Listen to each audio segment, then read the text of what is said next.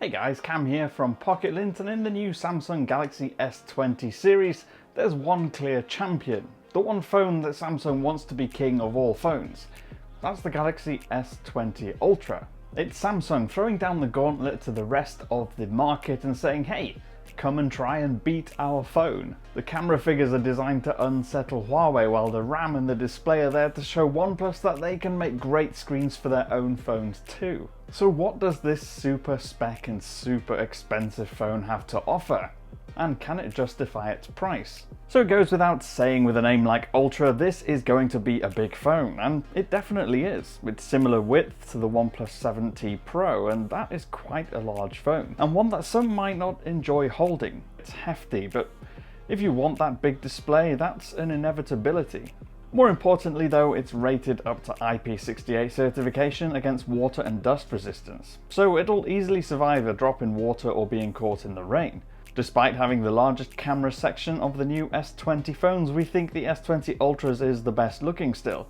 It's big and it protrudes, but it looks a little less plain, and some thought has gone into how it looks. And it really drives home the point that this phone really is all about the camera. We love the use of space on the front too. That display pushes really far into the edges, leaving very little in the way of bezel to get in its way.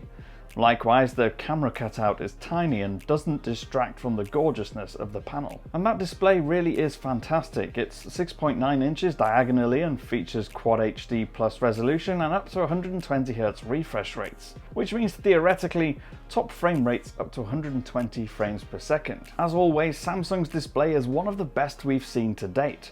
It's packed with resolution, colors pop with vibrance, and it's capable of being super bright, but is well balanced whether you're inside or outdoors. Now, the 120Hz feature might sound like a big game changer, but for most people in everyday use, you probably won't notice a lot of difference between this mode and when you switch it to 60Hz. Which is probably a good thing anyway, because you can't select to have the 120Hz and still have the screen at its highest possible resolution. And given the little difference, we'd rather have that sharper image and crisper text than barely perceptible increase in fluidity. Now, we're not saying that absolutely everyone is going to fail to notice the improvements. Some of you with a keen eye who like to game and look for these things probably will, and you'll like it a lot. We just think for the majority of people, they don't make a ton of difference really. Even then, when you're using it at arm's length, that difference isn't easy to see, so you could just save some battery and have it at full HD resolution and its lowest frame rates.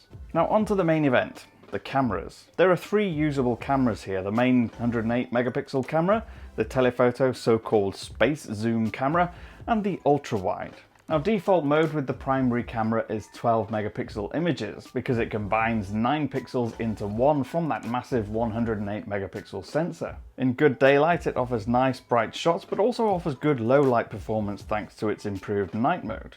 But it isn't perfect. Using the main camera, a rich red flower can lose a lot of detail because it's oversaturated, and blue skies can seem a little bit too blue. More problematic, however, was the main camera's focus. It seems to have a very shallow depth of field, so when you're focusing on something really close up, only that very first bit is in focus, and then it drops quite abruptly into a blurry, unfocused part of the image rather than gradually smoothing into it. One way around this is just using the zoom camera from further away, but then that kind of ruins the experience a tiny bit. Now, Samsung also enables 100 times space zoom, which you can switch to quite easily, moving through 0.5, 1, 2, 4, 10, 30 and 100 times, but by the time you get to 100 times you realize it's really more of a gimmick than anything else. Just check these out so you know what I mean.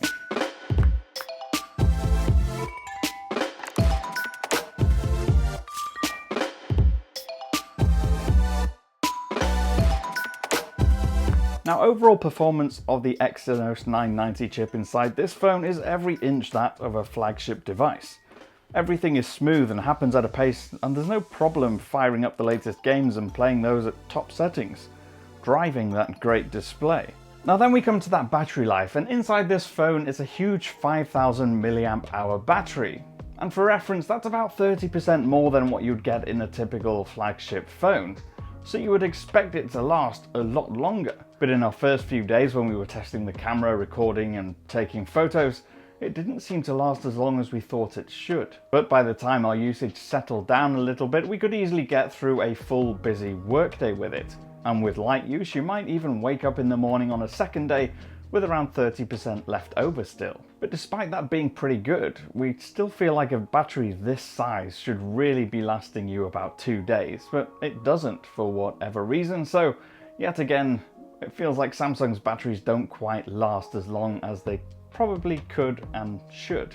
Now, on the whole, the Galaxy S20 Ultra sets out to be the top dominating phone of the market, the one that performs best in every aspect, or at least that's the impression you get if you read the spec sheet.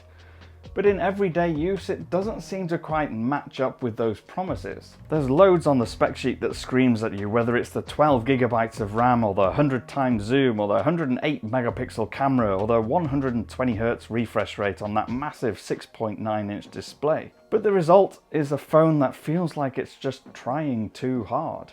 The battery doesn't quite feel like it lasts as long as it should, and the camera isn't quite as good as it should be. But in the context of the really high price, it does make you wonder, what exactly are you paying for? Are you just paying for those numbers on a sheet, or do you get what your money deserves? Let us know your thoughts in the comments below. As always, they are open. I'm on Twitter, I'm at Bunton. You can follow me there. I'm also on Instagram, other social media networks. And if you want to see more of our videos, you can subscribe and you'll see them as they come in. If you hit that little bell, you'll also get a notification. Hit that thumbs up if you like this video, and I will see you again in the next one.